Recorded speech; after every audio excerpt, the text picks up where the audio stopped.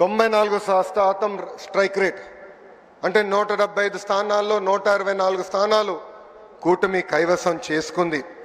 ప్రజలు రికార్డు బద్దలు కొట్టారు, చరిత్ర తిరిగి రాశారు. ఇది ప్రజా విజయం. రాజ్యాంగం ఎంత గొప్పదైనా దాన్ని అమలు చేసేవారు చెడ్డవారైతే చెడ్డ ఫలితాలు వస్తాయని ఆనాడు డాక్టర్ బిఆర్ అంబేద్కర్ గారు అన్నారు. గత 5 ఏళ్ళ విధ్వంస పాలన మనందరం చూసాం. 10 లక్షల కోట్ల అప్పు చేశారు. ఆంధ్రప్రదేశ్ని అప్పుల ప్రదేశ్గా మార్చేశారు. ఒక కొత్త కంపెనీ తీసుకురాకపోగా ఉన్న కంపెనీల్ని పక్క రాష్ట్రానికి తరిమేసే పరిస్థితి మనందరం చూసాం. దేశంలో ఎక్కడైనా పెట్టుబడులు పెడతాం కానీ ఒక్క ఆంధ్ర రాష్ట్రంలో మటుకు మేము పెట్టుబడులు పెట్టమని ఆనాడు లూలు సంస్థ ఏకంగా బహిరంగంగా చెప్తాం జరిగింది. అలాంటి పరిస్థితిలో ఆనాడు ఆంధ్ర రాష్ట్రం ఉంది. ఒక్క రోడ్డు వేయలేదు, కనీసం రోడ్డు పైన ఉన్న గుంటలు కూడా ఆనాడు పూడ్చలేదు. ఒక్క సాగునీటి ప్రాజెక్ట్ పూర్తి చేయలేదు. వరంలాగున్న డ్రిప్ ఇరిగేషన్ ఏకంగా ఇచ్చే సబ్సిడీ కూడా రద్దు చేశారు.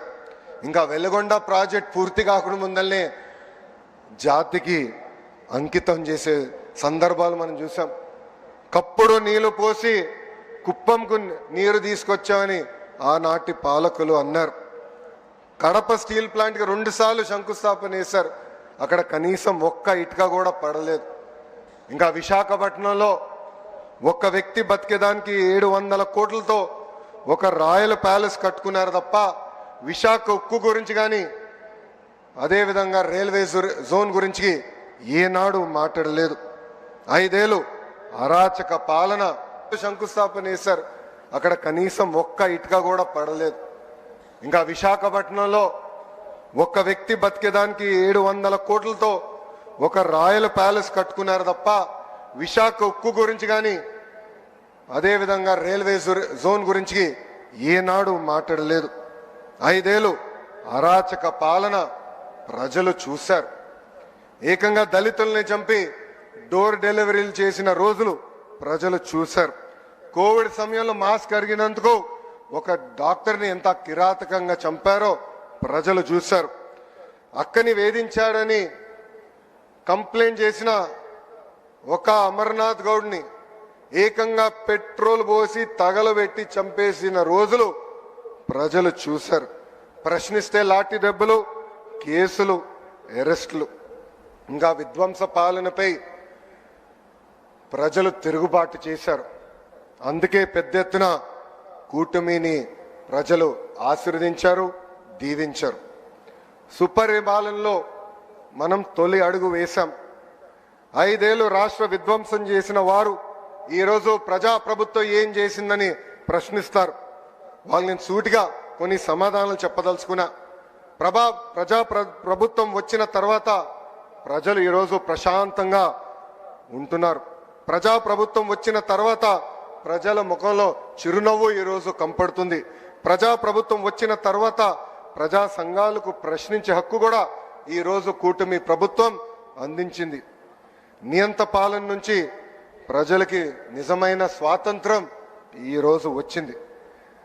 అది అన్ని సాధించామని కూటమి ప్రభుత్వం కాళ్ళు ఎగరేసుకుని తిరగట్లేదు. ఇంకా చేయాల్సిన చాలా పనులు మన ముందర ఉన్నాయి. గత పాలకులు 1000 రూపాయలు పెన్షన్ పెంచేదానికి 5 సంవత్సరాలు తీసుకుంటే మన ముఖ్యమంత్రి గారు తొలి నెలలోనే 1000 రూపాయలు పెన్షన్ పెంచింది మనం చూసాం. దేశంలో ఏ రాష్ట్రం ఇవ్వని విధంగా వృద్ధులకి 4000 రూపాయలు, వికలాంగులకి 6000 రూపాయలు, బెడ్కే పరిమితమైన వారికి 15000 రూపాయలు ఈరోజు కూటమి ప్రభుత్వం అందిస్తుంది. అంటే ఒక పెన్షన్ కార్యక్రమం ద్వారా 34,000 కోట్ల రూపాయలు ఈరోజు కూటమి ప్రభుత్వం ఆర్థిక సహాయం చేస్తుంది. ఇంకా సూపర్ 6లో ముఖ్యమైన హామీ తల్లికి వందనం.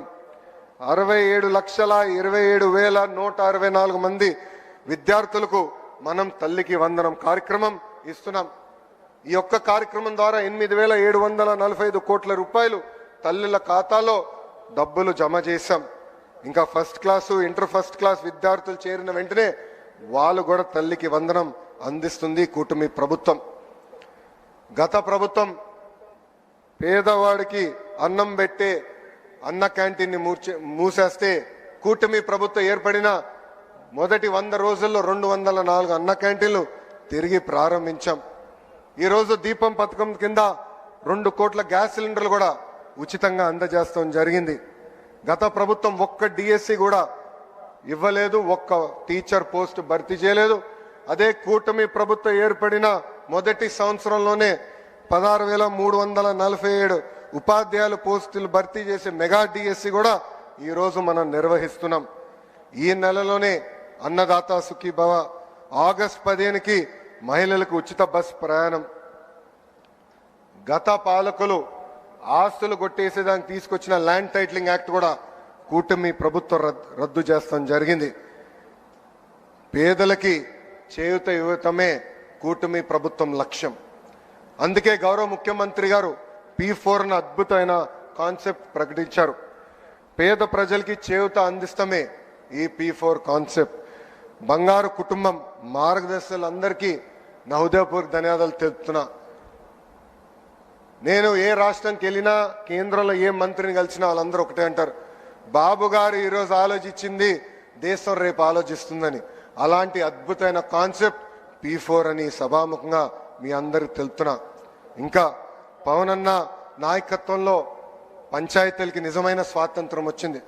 పంచాయతీలకి బకాయంగా ఉన్న 1000 కోట్ల రూపాయల నిధులు నేరుగా పంచాయతీలకు వేశాం.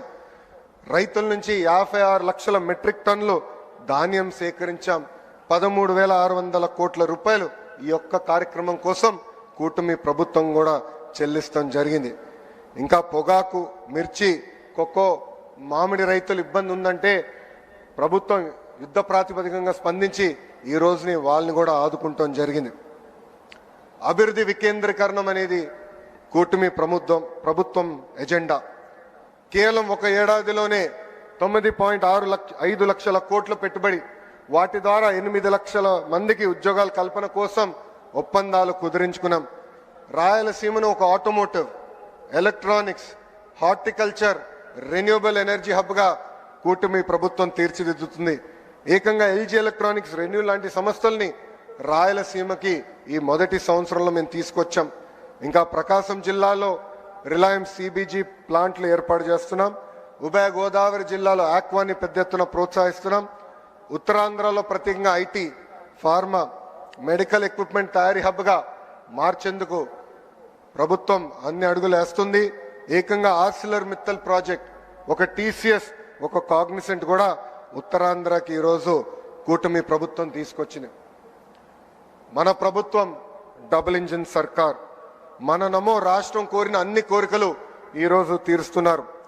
అమరావతి పనులు ఈరోజు డబుల్ స్పీడ్లో పట్టాలు ఎక్కించాం. పోలవరంకి ఏకంగా 12,000 కోట్ల రూపాయలు కేటాయించారు. ఒక విశాఖ ఉక్కు కాపాడడానికి 11,500 కోట్ల రూపాయలు ఈరోజు మన నిధులు ఇస్తాం జరిగింది. ఇంకా ఉర్వకల్ కొప్పర్తి ఇండస్ట్రియల్ నోడ్కు 5,000 కోట్ల రూపాయలు కేంద్ర ప్రభుత్వం మనకి సహాయం చేసింది. Visakha railway zone, Bhogapuram airport పనులు వేగంగా ఈరోజు జరుగుతున్నాయి. ఇంకా కర్నూలు హైకోర్టు బెంచ్ ఏర్పాటు కోసం కూడా కేంద్ర ప్రభుత్వం సహకరిస్తుంది. ఇది ఈ డబుల్ ఇంజిన్ సర్కార్ వారినే సాధ్యమని దయచేసి ఇక్కడున్న మనందరం గమనించాలని కోరుతున్నా. నేను విద్యాశాఖ మంత్రిని. నా శాఖలో తీసుకువచ్చిన అనేక సంస్కరణల గురించి కూడా ఒక నిమిషం మీ అందరికి చెప్పదలుచుకున్నా. రాజకీయాలకు అతీతంగా విద్యా వ్యవస్థ ఉండాలని బలంగా నమ్మే ప్రభుత్వం ఈ కుటుంబీ ప్రభుత్వం. గతం పాలనలో ఫోటోలు, రంగుల పిచ్చిలు మనందరం చూసాం. పుస్తకాలపైన, బ్యాగులపైన, బెల్ట్లపైన, చివరిగా కోడిగుడ్డు పైన కూడా ఫోటోలు పెట్టే పరిస్థితి. ఏకంగా ఫీ రీంబర్స్మెంట్ నుంచి చిక్కి వరకు 6,500 కోట్ల రూపాయల బకాయిలు మన నెత్తిపైన పెట్టి వాళ్ళు పోయారు. ఇంకా మధ్యాహ్నం భోజనం కూడా ఆనాడు బకాయిలు పెడితే కూటమి ప్రభుత్వం అధికారంలోకి వచ్చిన తర్వాత నాదెండ్ల మనోహర్ గారు నేను కలిసి మధ్యాహ్న భోజనంలో ఈరోజు సన్న బియ్యం కూడా కూటమి ప్రభుత్వం అందజేస్తుంది. స్కూల్ కిట్ కి ఏకంగా డాక్టర్ సర్వేపల్లి రాధాకృష్ణ గారి పేరుతో అందిస్తాం కూడా జరుగుతుంది. మారుతున్న కాలానికి తగ్గట్టుగా కేజీ నుంచి పీజీ వరకు కరికులం కూడా మేము మార్చుతున్నాం. బ్యాగ్ బరువు తగ్గించేదానికి సెమిస్టర్ వైడ్ డివైడ్ చేసి ఏకంగా పుస్తకాలు కూడా పిల్లలకి ఈరోజు అందించాం. పుస్తకాల దగ్గర నుంచి చిక్కీల వరకు పార్టీ రంగులు లేవు, ముఖ్యమంత్రి గారు ఫోటో లేదు, విద్యాశాఖ మంత్రి గారు కూడా ఫోటో లేకుండా ఈ పిల్లలకి ఈరోజు కూటమి ప్రభుత్వం అందిస్తుంది. ఇంకా నేను విద్యాశాఖ మంత్రి అయినప్పుడు టెక్స్ట్ బుక్లు చూసా, ఇంటి పనుల ఫోటోలు ఉంటే అన్ని మగవాళ్ళు చేసే ఫోటోలే ఉన్నాయి. అది మారాలని బలంగా నమ్మి ఈ సంవత్సరం టెక్స్ట్ బుక్లో ఇంటి పనుల ఫోటోలు సగం ఆడవాళ్ళు సగం మగవాళ్ళు చేసే పరిస్థితి ఫోటోలు కూటమి ప్రభుత్వం పుస్తకాల్లో కూడా పెడతాం జరిగింది. ఇంతేకాదు మన ప్రభుత్వం ఏడుపడి నాటికి 1 క్లాస్ 1 టీచర్ కేవలం 1200 ప్రాథమిక పాఠశాలలుంటే జియో 21 ద్వారా ఈరోజు 9800 పాఠశాలలకి తీసుకెళ్తాం జరిగింది. ఇంకా ఆనాడు ఉపాధ్యాయులందరూ నన్ను కోరారు నా పాదయాత్రలో జియో 117 రద్దు చేయమని. ఈరోజు కూటమి ప్రభుత్వం గర్వంగా చెప్తుంది, అధికారంలోకి వచ్చిన తొలి సంవత్సరంలోనే జియో 117 మేము రద్దు చేస్తాం కూడా జరిగింది. ఇంకా ప్రభుత్వ ఉద్యోగస్తులు కూడా ప్రభుత్వానికి గుండెకాయ లాంటి వారు. సిఎస్ గారి దగ్గర నుంచి గ్రామంలో పనిచేస్తున్న చిన్న ఉద్యోగం వరకు గత ఏడాది కాలం చాలా అద్భుతంగా కష్టపడ్డారు. దారి తప్పిన రాష్ట్రాన్ని సరైన దారిలో మనందరం పెడతాం జరిగింది. ముఖ్యంగా నా టీచర్లు నాకు అద్భుతంగా సహకరించి ఈరోజు భారతదేశానికి ఒక పారదర్శకంగా నిలబడే పరిస్థితికి తీసుకొచ్చారు. గత ప్రభుత్వంలో మన ఉద్యోగస్తులను ఎట్లా వేడిచ్చారో మనందరం చూసాం.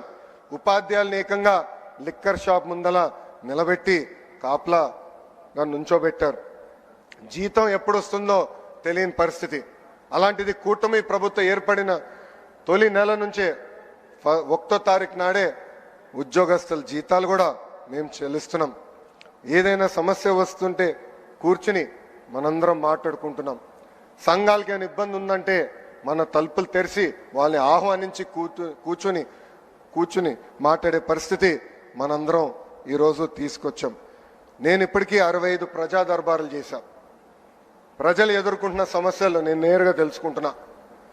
అవన్నీ నీట్గా డిపార్ట్మెంట్ వారిగా డాక్యుమెంట్ చేసి ఎప్పుడు క్యాబినెట్ మీటింగ్ ఉంటే ఒక 20 నిమిషాల ముందలెళ్ళి ప్రతి మంత్రి గారు కూడా నేను ఆ వివరాలు ఇస్తాం జరుగుతుంది. ఇక్కడున్న మిమ్మల్ని అందరం కూడా నేను కోరుతున్నా, ప్రజలు మన దగ్గరికి వచ్చినప్పుడు ఆప్యాయంగా పలకాలి, కూర్చోబెట్టాలి, వాళ్ళ సమస్యలు పరిష్కరించడానికి మనం ప్రయత్నించాలి. అన్ని సమస్యలు దేవుడు కూడా పరిష్కరించలేరు, కానీ మన వంతు మనం ప్రయత్నించాలని ఇక్కడున్న ప్రభుత్వ ఉద్యోగస్తులందరినీ కూడా నేను కోరుతున్నా. అంతేకాకుండా ఎమ్మెల్యేలు ఎంపీలు కూడా నేను ఒక విషయం చెప్పదలుచుకున్నా. ప్రజలు ఒక పవిత్రమైన బాధ్యతతో మనందరినీ 94% మందిని ఏకంగా గెలిపించారు. మన పైన ఒక బాధ్యత పెంచారు. మనందరం కష్టపడాలా, అహర్నిశలు అందుబాటులో ఉండాలా. మన నియోజకవర్గానికి ఒక విజనింగ్ ఎక్సర్సైజ్ ఈరోజు గౌరవ ముఖ్యమంత్రి గారు ప్రజెంట్ చేయబోతున్నారు. ఆ విజనింగ్ ఎక్సర్సైజ్ అధికారులతో కూర్చుని డెవలప్ చేసి రాబోయే రోజులు అంటే వచ్చే 4 సంవత్సరం మన నియోజకవర్గాన్ని ఎలా అభివృద్ధి చేయాలి అనే దానిపైన అందరం కూర్చుని పనిచేయాల్సిన అవసరం చాలా ఉంది. నేను అనేక కంపెనీల ఓపెనింగ్కి వెళ్ళినప్పుడు కానీ ఫౌండేషన్ స్టోన్ వేసినాక వెళ్ళినప్పుడు అక్కడున్న శాసనసభ్యులందరినీ కోరేది ఒకటే, మనందరం పోటీ పడాలి, మన నియోజకవర్గానికి పెట్టుబడులు తీసుకురావాలి. ఆ పోటీతత్వం వల్లనే మనందరం ముందరికెళ్ళచ్చు, మన నియోజకవర్గాన్ని మనం అభివృద్ధి చేసుకోవచ్చు. మనం గతంలో చూసాం 151 స్థానాలు 11 అయింది. దానికి కారణం ఒకటే, అహంకారం. మనకు అవసరంలా, ప్రజలకు అందుబాటులో ఉండాలా, వాళ్ళ సమస్యలు తెలుసుకోవాలా, అహర్నిశలు పరిష్కరించే మార్గంలో మనందరం కలిసికట్టుగా నడవాలని ఈ సభాముఖంగా కోరుకుంటూ, సంవత్సరం అయింది, సుపరిపాలన తొలి అడుగు మాత్రమే, చేయాల్సిన అనేక కార్యక్రమాలు ఉన్నాయి, కలిసికట్టుగా చేద్దాం. అన్ని రంగాల్లో భారతదేశంలోనే ఆంధ్రప్రదేశ్ని నంబర్ 1 చేసే బాధ్యత ఇక్కడ కూర్చున్న మనందరిపైన ఉందని ఈ సభాముఖంగా తెలుపుకుంటూ, నాకు ఇంత అద్భుతమైన అవకాశం ఇచ్చిన గౌరవ ముఖ్యమంత్రి చంద్రబాబు నాయుడు గారికి, ఉప ముఖ్యమంత్రి పవన్ అన్నకి, బీజేపీ రాష్ట్ర అధ్యక్షురాలు పురంధేశ్వరి గారికి నా హృదయపూర్వక ధన్యవాదాలు తెలుపుకుంటూ మీ అందరి దగ్గర నుంచి సెలవు తీసుకుంటున్నా.